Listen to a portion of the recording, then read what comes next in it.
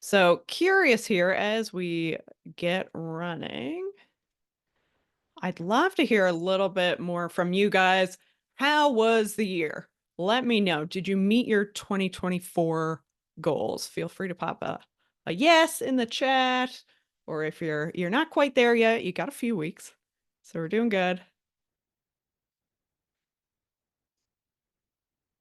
Or if anybody wants to comment on that, love to hear how this year has been. Did you meet your goals? Free to pop in a meet or didn't meet. Still working on it. Can I I know this. comment from an audio standpoint? Yeah, absolutely. I Hey, mean, Dave. good morning. I mean, we work in conjunction with Crystal on like we're a marketing agency, um, but the Vancouver market or the BC market is a little bit different. Like we have the Fortis rebates out here, and so those just kicked in probably I'm gonna say 6 months ago now. And so there's huge rebates. So people are getting systems out here for, very minimal amounts. Mm, So, with all the interest rates being so high and now they're starting to come down and it's been an about face to the point where, one of our clients really had like October was a record-breaking month for them. So, amazing. Yeah, I know the rebates can have a huge impact yes. on business, Yeah. often positive, which is great, sometimes negative, or it creates these really big peaks and valleys. So that can Yep. always be challenging. But yeah, thanks for sharing, Dave, and good to see you here. All right. And Paul says we're happy with this year. That's awesome. So, yeah, I mean, I find the end of the year, it's always a good time to reflect on what worked in your business, what didn't, what were some things that could have gone a little differently. And we're definitely going to dig into those things today. And more importantly, plan for the future, what the next year looks like for you guys. So, love to hear in the chat as well what industry you're in. I know that we work with a lot of HVAC companies, but we've also got some home builders, some other trades, got our agency folks in here too. So if you could let us know in the comments what industry you're in, what kind of business you have, we'd love to hear that. So what we're going to talk about today, of course, is planning your marketing for 2025 and really getting granular into what your targets are and what you're going to need to do to be able to hit those. So we've got a lot to cover in an hour. Definitely want to make this as actionable and impactful as possible for you as possible in the time that we have here. So talking through a little bit about reflective here. So we've been in business for 10 years now. We are very proud to work in the trades. We've had so many amazing clients over the years and great team members, and so happy to have you all here. So, of course, what we want to share today is really about arming you with the tools to make sure that you get the goals that you're looking for in the next year so that when we do this in December 2025, you can all tell me, like, yeah, absolutely met my goals, definitely exceeded it. Things are where we want to be. So, specifically, what we will go through today is breaking down your goals and your budget for 2025. So, not only do we want to know from a revenue perspective where you want to be for the next year, how that breaks down on a monthly basis, also figuring out what that means in terms of your marketing budget. How many leads do you need? How many appointments, book jobs, how many quotes do you need to send to be able to actually hit those numbers? So we're going to dive really deep into that. And again, going to give you some resources to be able to do that live on the call. So we're going to make this something that at the end of this training session, you're walking away with a game plan. That's the ultimate goal. Second part of that, of course, is mapping out your lead generation strategy. So once you know how many leads you need, what you should anticipate in terms of costs, what you should anticipate in terms of how many of those people are going to convert into sales, that's really going to give you the KPIs that you need to be able to continue to grow this year. And then we're going to talk about what's working in the industry right now when it comes to advertising and what you can anticipate is coming next. So this is all about arming you to hit the ground running come January. So if this sounds like a good plan, go ahead and give me a yes or a thumbs up in the comments there. Love to hear if you're on board. This sounds good. This is what we want to get out of today. All right. Thanks, Sam. Woo. Okay, so let's dig into it a little bit here. So we want to break down your goals and your budget for 2025. So I'm going to give everybody a second here to load up the workbook. Sam, if you don't mind popping that link in the chat here, and I will bring it up here so you can see this as well. So we're going to start with this. We'll move to a spreadsheet in a couple of minutes, but for now, just want to pen to paper. And if you prefer actual pen to paper, go for that too. You can jot this down. We're going to work through a snapshot of the year that just passed and then really digging into your goals for 2025. So I'll give everybody a second to load that up. Just give me a yes in the comments if you've got that, if that doc worked there for you. Okay, I see some nods. Nods are good too. Perfect. All right, awesome. So I'm going to assume everybody is on the page there. Okay, Grace says it's asking for permission. You should be able to, when you click that link, let me just share this here. Let me know if you can see that, but it should be prompting you to copy the document. So that'll give you a copy, which you can then just modify. That's your own version. So you should be seeing that come up. So Grace, let us know if that's working for you. If not, Sam, maybe you can give her like a downloaded one. Okay, let me just double check maybe we've got some sharing permissions here. If I do, anyone with the link can view. That might have been my bad. So I'll make sure that I don't know if we're on this is there. set up. Yeah, actually, Crystal, could you send it to me too? I don't think I received it. Yeah, sure. So the link should be popping up in the chat there. Let me see if I can pin that. Sam, our client success, Oh, just I see it. pop Yeah. that there. Okay, like- perfect. Great. Good. Okay, excellent. All right. Oh, okay. Yes, always silly permissions, always getting me down. Okay, I'm glad that's working there for everybody now. All right, so let's start with your annual goal. So we want to think about, or let me back up here. So first, thinking about 2024. It's good to get a snapshot of where you were this year, what things looked like on average, so that you know what you'll be able to accomplish in the next year. So starting out with 2024, just as we're chatting through here, noting down what your average monthly revenue was. If you're not sure, if you want a ballpark for the year, divide that by 12, just to get a bit of a baseline of where you've been at on average every month so far for 2024.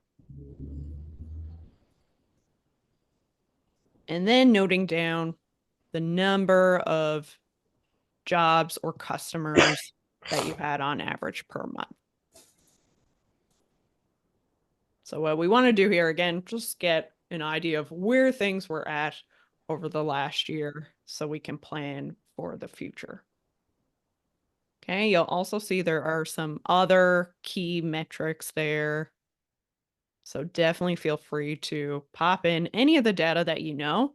The other thing is, if you're not sure, this is great to start to think about. These are numbers that you can start to track on a more regular basis so that you know your stuff and you're able to make informed decisions. Crystal, sorry to interrupt, but Chloe just asked if you wanted it divided between install and service. Yeah, great question. Thanks, Chloe. So that is definitely up to you. I think it's good to have, if you know those numbers, then yeah, I think the more detail, the better.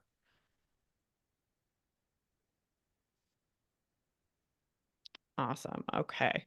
And we won't go through all this on the call. Obviously, some of these things take a little bit of deeper reflection and really thinking about the year past. But one of the things that I always like to look at as well is what were some of the disappointments from the year?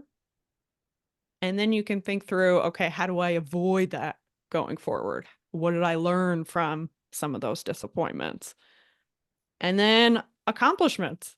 I think in small business, we are always looking ahead. We're never necessarily giving ourselves that nice little pat on the back for the great things that happened over the last year. So, noting some of the accomplishments that have happened in the last year and how you were able to do those things. So, I definitely encourage you to do that as a little bit of your homework. Okay, but moving towards the future and what we're here for. So, let's just jot down what your goal is in terms of annual revenue looking at 2025.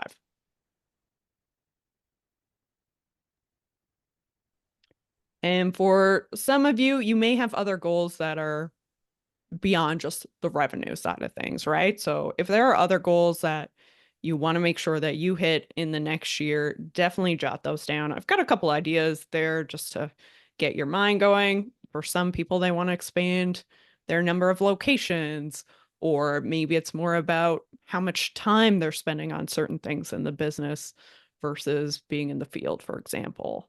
So thinking about what some other goals that you'll want to attract over the next year.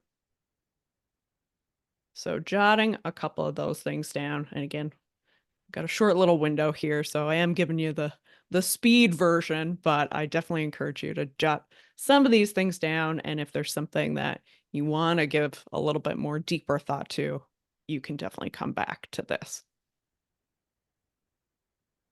And then more importantly, why are those your goals? So, of course, we all want to grow. That's often a big piece of the puzzle and why we're moving forward, but understanding a little more about what is that number if we're shooting for an annual revenue goal, what is that going to allow you to do in your business or in your life that you can't do right now? Because certainly when business gets a little bit tough, this is the thing that's going to drive you forward.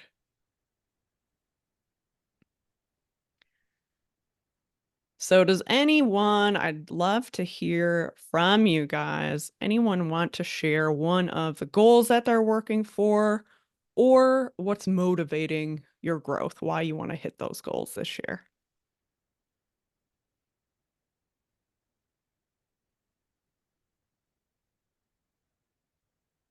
Does anyone have a goal beyond annual revenue that is really important to you for the next year?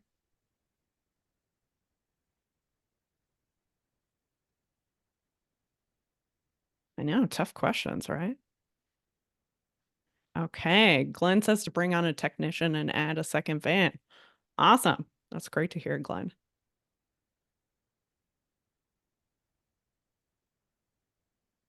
Okay, great. So take that bit of time to note down your goals. And now we're going to get into some of the specifics of how we can actually make that happen. So, hopping over to mapping out an effective lead generation strategy and really taking these goals and breaking them down. So, what I'm going to get you to do here is we're going to move on to this next piece, which is our lead generation planner.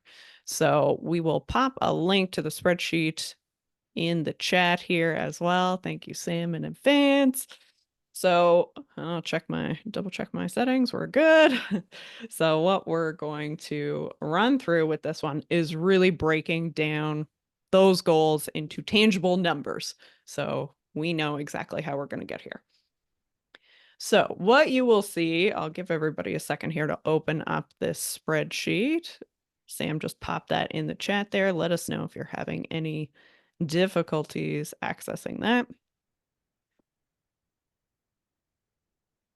Okay, just give me a yes or not or thumbs up if you've got that open. Thank you, Darren. Thanks, Chloe. Okay, perfect.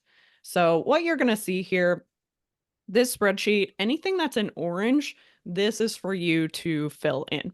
So you can fill in your own annual revenue goal here, your average ticket or average sale value. We'll go through all this in a little bit more detail here now in a second. Sorry, Crystal, I just had one quick question. Yeah. I know the answer is already, but I just wanted to double check. Since it said when we opened the link to make a copy, that's our own individual copy. Since it's a shared spreadsheet, I'm not going to be working on somebody else's or their numbers, right? Yes. Thank you, Darren. That's a great point. So yeah, anything you're putting on these because you're making your own copy, nobody else is seeing that. That's just for you. Okay. Awesome. Great point, Darren. So yeah, what we're seeing here, I've got some dummy details here. You know, if we were working towards a revenue goal of 3 million for the next year. And what the spreadsheet does is once you fill in that annual number, that's going to automatically break that down to you into a monthly goal. So you can see in this example, if we want to do 3 million in the next year, then our monthly goal will be 250,000. Okay, so looking at this, going back to Chloe's point here too, for everyone here in the HVAC industry, I've got an average ticket value here based on installs of 8,000. So you might have a blended average ticket between service and install, or you might want to do that one or the other, or breaking that down a little bit further. I will leave that to you. This is just simplified into one average ticket just for the purposes of making this nice and easy for everybody to break down. Anybody else? I know we got Steve in home building and renovation. So what your average sale value is, average customer value there. Okay. And then that, once you fill in that average sale there, that's going to break it down into the number of jobs or customers that you're going to need every month to be able to hit that 250,000. Okay, so give me a yes or a thumbs up or a nod if we're good. We've got our annual in there. We've broken it down. Grace says yes. Awesome. Thank you, Grace. Okay, number of jobs that we would need. Okay, so once we've got that, pretty straightforward. So now we know what we need to hit in terms of the number of jobs. So yeah, Chloe, in terms of new customers, I guess you could look at this in a couple different ways. If you wanted to do overall, like I want to make 3 million overall in the next year, then this will break down the number of customers or jobs that you would need to do that. So that would be both existing and new. But if you did want to focus more on, assuming you're at a certain level already for 2025 and you are looking to add additional revenue, if you want to plan this more as like an additional revenue, so I want to add an extra 3 million on top of whatever I will probably do with existing customers, you can do it that way too. Got it. Okay, great. Awesome. Okay, so we've got 31 monthly jobs. Now we need to figure out if that's the number of jobs that we need, how does that break down into the number of leads that I need to generate every month? So again, in orange, these fields in orange here, you can fill out the numbers that you have. Okay, so this is based on what we see in terms of some averages in the HVAC industry. So the average conversion rate to sale from an appointment or book job, so 50%. So if you're in somebody's home, you give them a quote, 50% of those, that's going to differ market to market and your different marketing sources and all those sorts of things. But what you're typically seeing in terms of sales conversion rate, if you want to fill in that number, So in this case, if we need 31 jobs a month, then we're probably going to have to book 63. I think there's some rounding here because 31 times 2 is 62, not 63, but spreadsheets, they're friends. Okay, so fill out your percentage in terms of appointment to sale, and then your average conversion rate from lead to book job. So yeah, Grace asks, is focusing only on install, right? Or does it include maintenance and service? Whatever is going to be most helpful for you. So you could also, if you wanted, you could duplicate this sheet, do one for installs and one for service, if that makes it more tangible for you. Otherwise, this is overall, I've got some numbers in here based on installs, yes.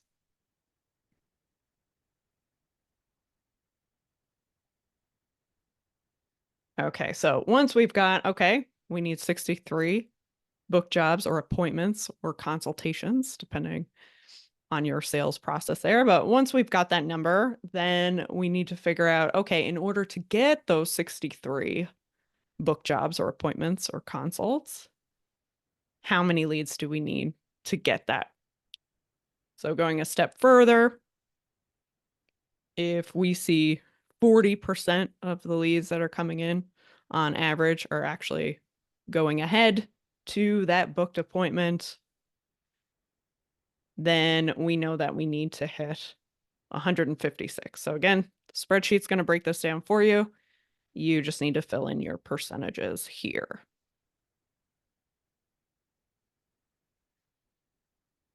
Okay, does anyone, just see where you guys are at, does anyone want to share the number of leads that they're going to need per month to hit their targets?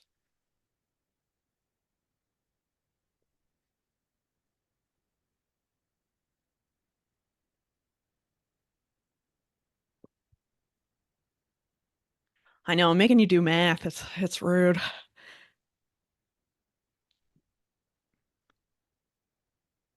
Okay. If you don't want to share, that's okay. But give me a yes, a thumbs up, a nod. Let me know that you've gotten to this place. I just want to make sure I'm not moving too fast, too slow.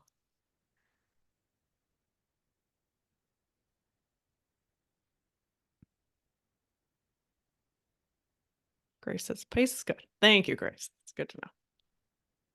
All right, perfect. So we've got our monthly leads, and now we need to figure out, okay, what's the budget that we need to be able to get the number of leads we want, to get the number of appointments that we want, to get the monthly sales, all the way up to our annual revenue. Okay, so this number here, again, this is going to vary market to market, if you're in a different industry, all that sort of stuff, but this is a good kind of nationwide number that we're looking at in terms of average cost per lead in HVAC. So we've got 75 here.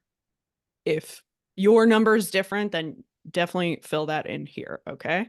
So that's going to give you the budget, the advertising budget that you need to be able to hit those leads, the appointments, the jobs that you need to be able to get to that annual revenue goal. Okay, awesome. So what we can take with that then, now we've got a bit of a game plan here. You can go ahead, if this works for you, you can go ahead and keep that in your spreadsheet. There's also a place here. So you've just got some quick numbers here in terms of what your annual revenue goal is, how that breaks down into monthly, and number of book jobs or appointments, and then your number of leads. So you can go ahead and fill that in so you've got a game plan going forward. Okay, so with that in mind, this is giving you your budget, which is basically based on the number of leads that you need multiplied by your average cost per lead, right? So that's giving you this. Now, to give you another tool, another way to look at things is if we then take that marketing budget and pop that into this calculator, this is actually going to help you to project your return on investment from your marketing. Again, this is pretty simplified. You can use this for different channels. Your numbers may be a little bit different, maybe different install versus service. But to give you a bit of a format to work with, if you plug in your advertising budget here, again, we've got same cost per lead, same cost per booked appointment, closing ratio, or average ticket, in this case for an install, and profit. And then if you are working with a marketing agency or you've got somebody on your marketing team, their salary, you can actually plug that number in here as well. This will give you an idea of how many leads, appointments, sales, and then actually tracking the revenue and profit that you should anticipate on a monthly basis based on all those numbers that we went through here.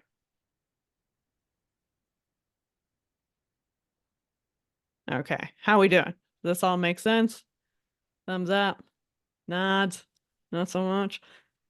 Okay, good. I see some thumbs up, some nods. Excellent.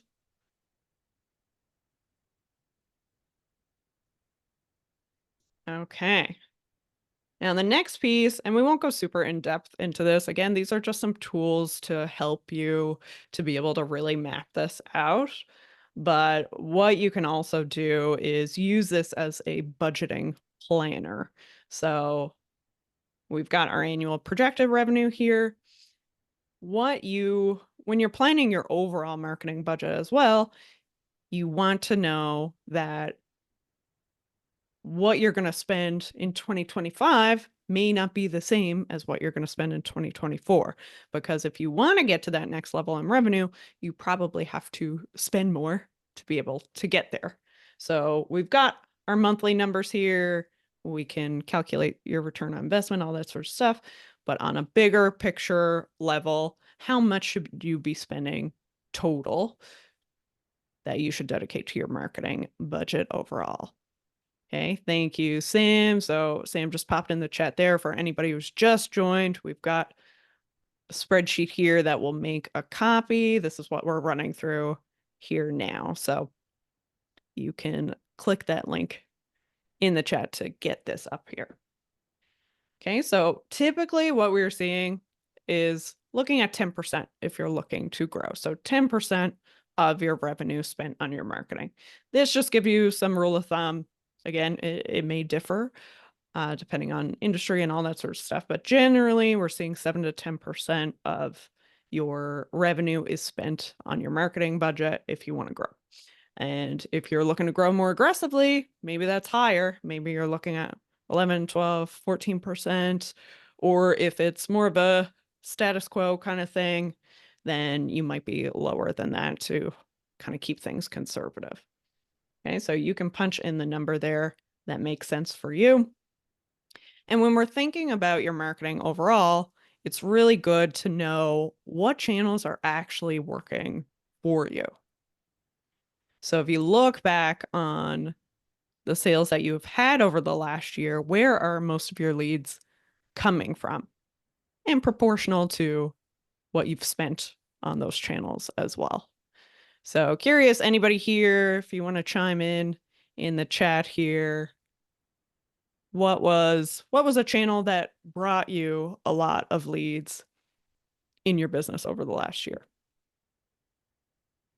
Or even more broadly, you know, online marketing versus offline versus focusing on repeat business.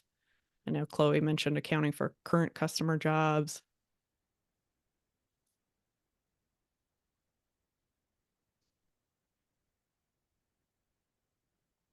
Okay, so once you've filled those in, Van Moo says Facebook. Thank you, Van. Dave says variety of channels. Shauna says repeat customers and word of mouth. Awesome. Google search. Excellent. Okay, good. Great to hear that. So yeah, depending on what has worked for you, these percentages may be different, right? So you want to do more of what's working. and you want to dedicate more budget to that. And then you also want to make sure that you are accommodating other channels as well, because big thing that many of us in business know already is that it's really hard to depend on just one channel, because if something happens, that channel stops working, then it's going to be a big scramble for you to be able to maintain the leads that you need to keep your sales team busy, keep your technicians busy. Okay, Charmaine says Google and LSA. Awesome. Cool. So this will just help you to divvy up your budget over the broader categories of online, offline, and repeat business, and then breaking that down on a monthly basis as well. And again, you've got percentages here that you can play with to give yourself a total marketing budget for the year. Okay, awesome. So looking at the time here, I want to make sure that we're chugging along, but any questions about the process, or give me a thumbs up, give me a nod. If we're good, this is helpful. This has given you some of the details that you need to plan the year ahead. Thank you, Glenn. Awesome. Okay, great. So now that we've got this, we've got a breakdown here in terms of the numbers that we need to hit. So again, you got that in your spreadsheet.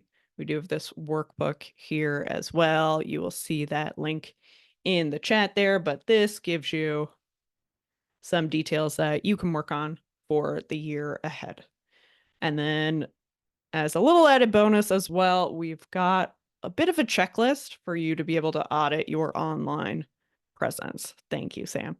So link there again. This is just some of the things to think about when it comes to your social media channels, your website, SEO, Google Maps, paid search, lead conversion, all that sort of stuff. Okay, and if anybody needs one-on-one help, we've also got a link there if you want to book a free strategy call where we can dig into your situation more specifically and how we can help you get there. Okay, so moving right along here, let's talk about what's working now and what's coming next, especially when it comes to HVAC marketing on the Facebook ad side of things, which is our jam. So why we talk about advertising on Facebook and Instagram in particular is that if you're a homeowner, it's winter, your furnace breaks, you have no heat, where are you going? Any comments? Any comments in the chat? So most of those people, they're in an emergency situation. Yeah, you got it. Darren Van, they're going to Google. Absolutely. Those are people that they know they need help. They know they need heating and cooling services. They're going to Google.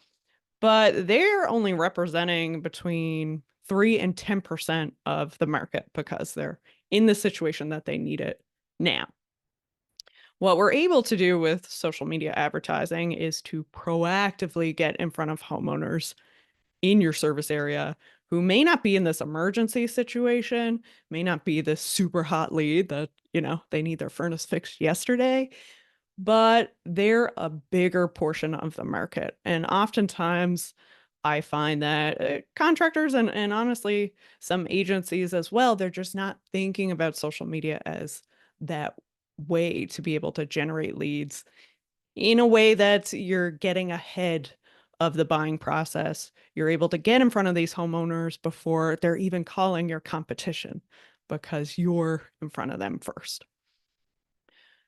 So that's why we've seen such success on this channel, with one of our clients, the Chill Brothers, as an example, Olivia, who's the marketing manager there.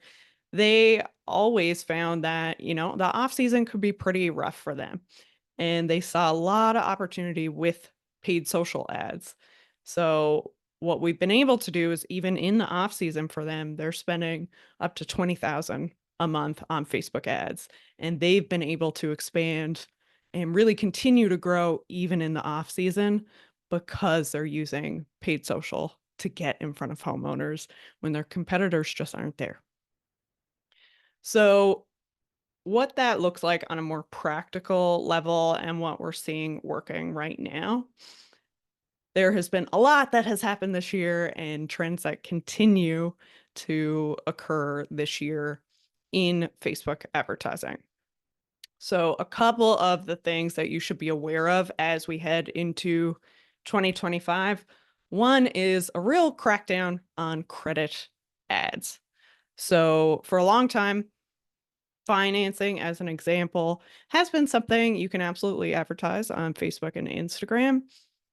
But if you are not declaring a special ad category, if you're not telling Facebook that this is an ad for credit, what we've seen happen is that we've seen some clients in this industry that are getting their ad, well, on a best case scenario, your ad gets rejected. Oops, you fix it and you go back. But we have heard tons of horror stories of, ad accounts being outright banned because they're not following Facebook's policies. So this is definitely something you need to be aware of. This has been in place for years now, but we have seen that Facebook has gotten more and more sensitive to it, I would say. So this is something you definitely don't want to mess around with. If you're doing financing ads, you want to make sure that you're declaring that special ad category, because you could really, really run into some chaos and trouble if you're not doing that and at risk of getting your account shut down. Nobody wants to anger Facebook. So that's something to keep in mind. There are, of course, some limitations when you declare a special ad category, mostly with targeting, but we're going to talk about why that doesn't matter as much anymore. Okay, targeting. So years ago, I would have said the more detailed you can get with your Facebook targeting, the better. But Meta has gotten so advanced with its algorithm, all the info that it collects from, the pixel, and having their code on millions of websites and all our data and on our phones, all that creepy stuff. Because of that, you really don't need to give Meta much in terms of targeting to be able to get in front of the people that you want. In fact, Facebook has taken away a lot of the targeting options you have anyway. Now, when you're putting in interests, if you're trying to get people interested in home improvement or heating and cooling or whatever, Facebook is just taking those as suggestions. It's not even necessarily using that anymore. And I don't know if anybody here has created an ad campaign on Facebook lately, but you have to click a ton of little details to even be able to get into the detailed targeting that you're used to. They're really pushing all of this kind of automatic targeting. So targeting continues to be something that is more and more left in the control of Facebook. For the most part, that's been a good thing, and we've often seen much better results by giving Facebook the flexibility when it comes to targeting. I will say that we have seen there are some occasions where, especially with your location targeting, if you're not careful, there are sometimes settings where Facebook will automatically check for you that it will show your ads to people visiting or that are slightly outside of your area. So those are little details when you're setting up your campaign that you want to be aware of to make sure that you are getting people in your service area. Beyond that, though, the more flexibility you can give Facebook, the better your performance is going to be. On that note, similarly, we are seeing a continued rise in AI in Facebook advertising specifically. So Meta's really pushing all their Advantage Plus features. So Advantage Plus Audience, which is basically that automatic targeting. Automatic placements has been a thing for a number of years now. And again, generally seeing better results by doing that. You'll also see that it's giving more options in terms of AI copy and settings and enhancements on your graphics and photos and videos, all that sort of stuff. So we are still seeing that And really, it's about knowing what to leverage, knowing what actually works, and testing things rather than just letting Facebook totally do its thing, because sometimes it does weird stuff. So we did have one client that had an ad running that talked about the terms and services, like in their ad messaging. And it was because there was an AI checkbox that just made this really weird out to lunch ad that made no sense. So you do have to be careful. Make sure you're double checking things, because Meta's going to turn on some random AI settings on you sometimes, and that can affect your results. Yeah, okay. Hey, thank you. Yeah. Hey, Van. I don't know if you unmuted on purpose. If you have a question, feel free to pipe up. Okay, I'm going to assume that's accidental. All right, so those are a few things to be aware of. On that note, we're really seeing that AI content can be beneficial. Again, it's all about knowing what to use and why and when. But more and more, we are seeing that authentic content is beating AI. And the reason for that is that, if I see Glenn in CARP, then I know that Glenn's a real person. He's representing that company in a way that, an AI graphic is just never going to make that personal connection. So if you can do more authentic videos, even simple things like this one with the Chill Brothers, they just have somebody driving by in their van. This is not, super complicated, high-tech stuff. It can just be simple video content, photos of actual work that you've done. This stuff overall is overperforming versus some of this, AI generated imagery, stock photos, that type of stuff that really has no personal connection to your audience. And Meta supports that as well. It will generally push this type of content and give you better costs because it knows that it gets more engagement from real people when you've got real people in your advertising. So curious, anybody attending here live, have you experimented with AI content at all? Have you been doing more video? Always great to hear some real life experience here. Vance has not yet. Awesome. And video as a whole is rising for the most part with Facebook ads. Meta does report that static ads are still the best performing in terms of overall, but we've seen a number of clients that have been able to cut their cost per lead by like 50, 70% because they're using a video with a real person in it. So if you are not using video in your business, start to do that. It's probably the most impactful thing that you can do for your lead generation advertising. Get on video, get somebody on video. Charmaine says she's trying to convince certain people to get on camera. I hear you, Charmaine. Okay, so video is huge. Doesn't have to be super complicated. All right, and then the last thing going into this year, I'm sure I could talk for 3 hours about what's working and what's next and all that stuff, but to give you some highlights going into the next year. Next thing is to protect your assets. Okay. So we are seeing, and this is no big news, right? But we are seeing more and more instances of spam on all marketing channels. It's not just Facebook, but certainly you want to make sure that you're using two-factor authentication. You're using Business Suite.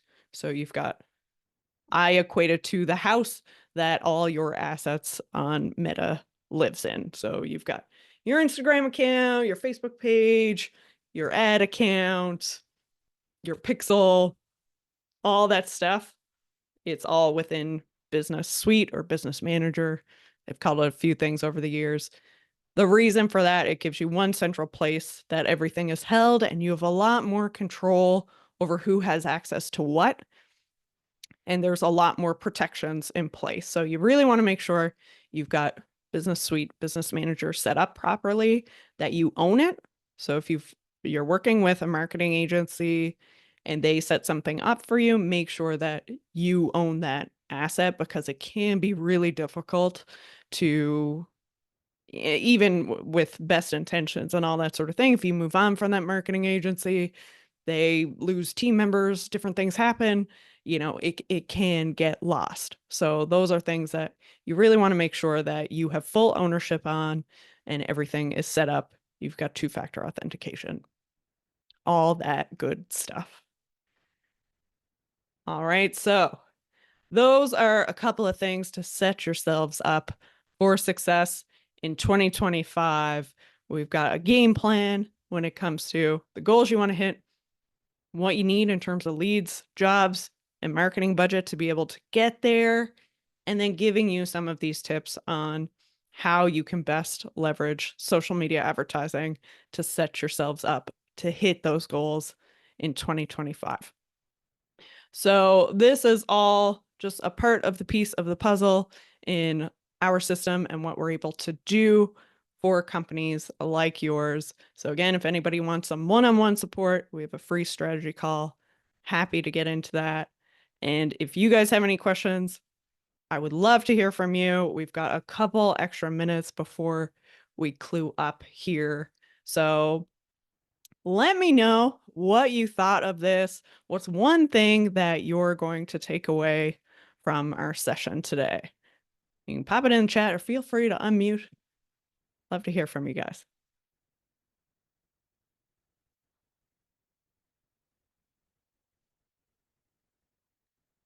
All right. So Shauna says she's going to review her marketing budget. Excellent. So question here, if Facebook does ban your account due to advertising error, is there a way out? Yes, there is. Biggest thing there is to appeal as quickly as possible. So anytime Facebook does ban your account, you will get a notice. You will get that by email. If your Facebook personal account is still working fine, you'll get a notification there as well, and in your business manager. So go through their appeal process. Personally, I lost my reflective marketing Instagram account for about a month this year, which is horrific if you're a social media marketing agency. But what I did basically is be a squeaky wheel. So I contacted Meta support in every possible way that I could, whether that was chat or submitting their forms, appealing. And the other thing that I did that made a big difference is that I did get the Meta verified. So it's a paid subscription to Meta, but it does give you access to actual support reps. And that is ultimately how I got the account back, but it took a lot of time and energy and effort. So the best thing to do is to avoid it happening at all by knowing the policies and making sure you're following those things. But I'd also recommend the Meta verified. Okay, Darren said he's going to start planning their marketing budget. Awesome. Dave says, great presentation. Just shows that marketing needs to use all your channels to drive lead generation. Absolutely. Okay, so links are in the chat there as well. We will send out an email with a link to the replay and all the resources that we went through today, and the link to book a one-on-one call. But really appreciate all of you here. I'll hang around for the next 5 minutes if anybody else has any questions, but really appreciate all you guys showing up, and can't wait to hear about how you smashed your goals in 2025. It's going to be awesome. Thank you. Thanks so much. That was wonderful. Thank you, Darren. Good to see you. You too. Happy holidays. Happy holidays.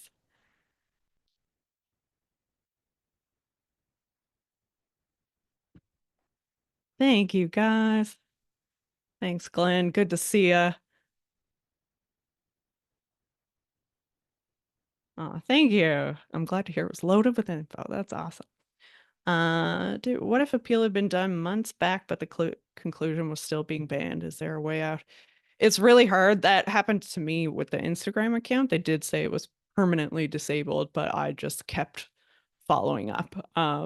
It's definitely bleak if you've done that and it's still not appealed, but yeah, I'd keep trying if you can. It depends on the reason as well. But yeah, Van says, is there a link for the Word file? Yes, absolutely. Let me grab that. There you go. No sweat, Van. I'm glad you could make it. Perfect. All right. Well, I think those are all our questions. Again, reach out anytime. Feel free to book a call with us, shoot us a DM, email, call, carrier pigeon, whatever. We are here to help you, but really appreciate you guys. Have a great day. Happy holidays. See you in 2025.